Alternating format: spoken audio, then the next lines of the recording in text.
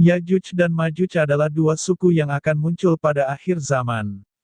Mereka dikisahkan memiliki kekuatan sebagai perusak dan penghancur kehidupan di muka bumi, dan mereka akan berperang melawan Nabi Isa alaihissalam beserta pasukannya di Bukit Tursina, Suriah. Kemunculan suku ini merupakan salah satu tanda besar akan datang kiamat kubro, kiamat besar yang akan menghancurkan seluruh alam raya. Dan ketika mereka keluar mereka akan menguasai seluruh wilayah bumi kecuali tanah Syam, Suriah. Ibnu Katsir menerangkan bahwa Yajuj dan Majuj adalah juga keturunan dari Nabi Adam alaihissalam dan juga keturunan dari Nabi Nuh alaihissalam dari anak keturunan Yafits, yakni nenek moyang bangsa Turki, yang diisolir, dikurung dengan lapisan baja dan tembaga, yang sangat kuat oleh tembok tinggi, di sebuah gunung, hingga saat ini, oleh Raja Zulkarnain, penguasa bumi yang kekuasaannya sangat luas, seperti Nabi Sulaiman alaihi salam pada masanya. Jumlah Yajuj dan Majuj juga terbilang sangat banyak dan besar, sehingga ketika mereka turun dari tempat persembunyiannya tersebut, seakan-akan terlihat seperti air bah yang mengalir. Dan ketika satu dari mereka mati, maka akan ada 1000 lebih dari keturunan mereka yang akan menggantikannya.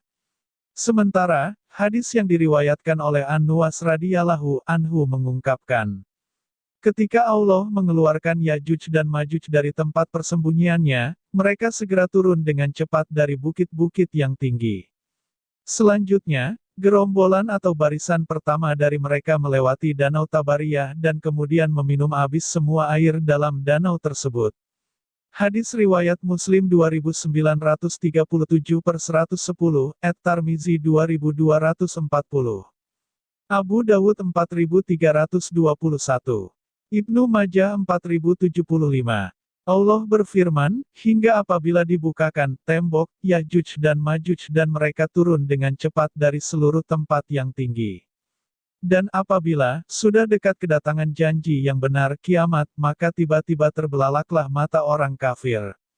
Mereka berkata, aduhai, celakalah kami, sesungguhnya kami adalah dalam kelalaian mengenai ini, bahkan kami adalah orang yang zalim. Quran Surat Al-Anbiya, 21, 96-97.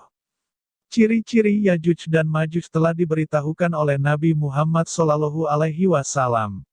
Bahwa ia memiliki wajah yang lebar, memiliki mata yang kecil, kulit rambut hitam kemerah-merahan, di setiap jalan menanjak mereka akan berjalan cepat, dan wajah mereka seperti perisai yang lebar dan bulat. Sesungguhnya kalian berkata tidak ada musuh, sementara kalian senantiasa memerangi musuh, hingga datang Yajuj dan Majuj bermuka lebar, bermata sipit, berambut pirang. Mereka datang dari setiap arah, wajah-wajah mereka seperti tameng yang dilapisi kulit. Hadis riwayat Ahmad 5/271. Yajuj dan Majuj adalah sosok yang sangat berbahaya dan tak terkalahkan. Dan, ketika mereka dilepaskan, maka mereka akan merusak kehidupan manusia dan membunuh siapapun yang ditemuinya. Allah mewahyukan kepada Nabi Isa alaihi salam. Sungguh, aku mengeluarkan hamba-hambaku yang tidak terkalahkan oleh siapapun. Karena itu, selamatkanlah hamba-hambaku, yang soleh ke Bukit Tur. Ketika Yajuj dan Majuj telah menguasai dunia, hingga membuat Nabi Isa dan para sahabat beliau terkepung, sehingga sebuah kepala sapi lebih berharga bagi mereka daripada 100 dinar bagi seseorang pada hari itu, karena kekurangan makanan. Sifat mereka dikatakan sangat keras, kasar, biadab, sombong, gigih, senang berperang, merampok, membunuh, merusak, memperkosa korbannya dan mereka tidak menyukai umat bangsa, selain mereka sendiri. Kesombongan mereka digambarkan dalam sebuah hadits Nabi Muhammad SAW, ketika mereka telah berhasil membunuh seluruh penduduk bumi, maka mereka melemparkan anak panah dan tombak ke atas awan. Lalu Allah menurunkan anak-anak panah mereka sebagai fitnah dengan dipenuhi oleh darah. Maka mereka berkata, kami telah membunuh semua yang ada di bumi dan semua yang ada di langit.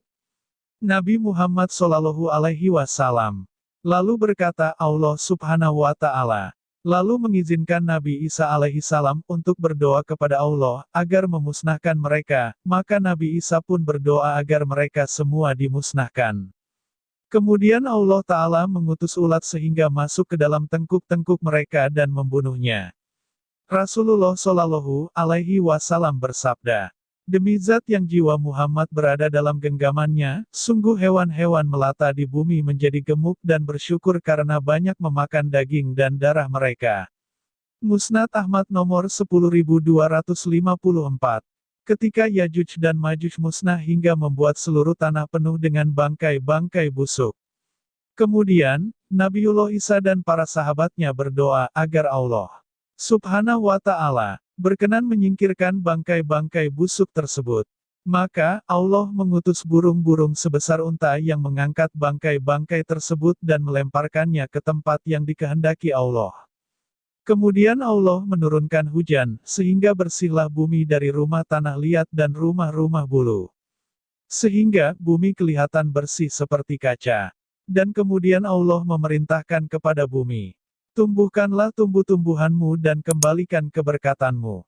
Maka seketika itu, sekelompok keluarga kenyang memakan sebuah delima dan mereka dapat berteduh di bawah kulitnya.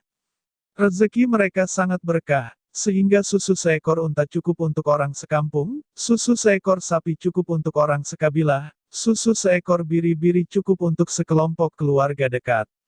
Dan ketika mereka sedang berada dalam keridaan Allah yang demikian, tiba-tiba Allah mengirim angin sejuk lewat ketiak mereka, maka tercabutlah ruh setiap orang mukmin dan orang muslim. Kebangkitan Yajuj dan Majuj menjelang hari kiamat merupakan suatu kepastian. Dengan populasi yang besar dan kekuatan yang besar, mereka akan mendominasi dan berbuat kerusakan di dunia. Semoga Allah Subhanahu wa Ta'ala melindungi dan menjaga kita dari fitnah dan ujian akhir zaman. Amin.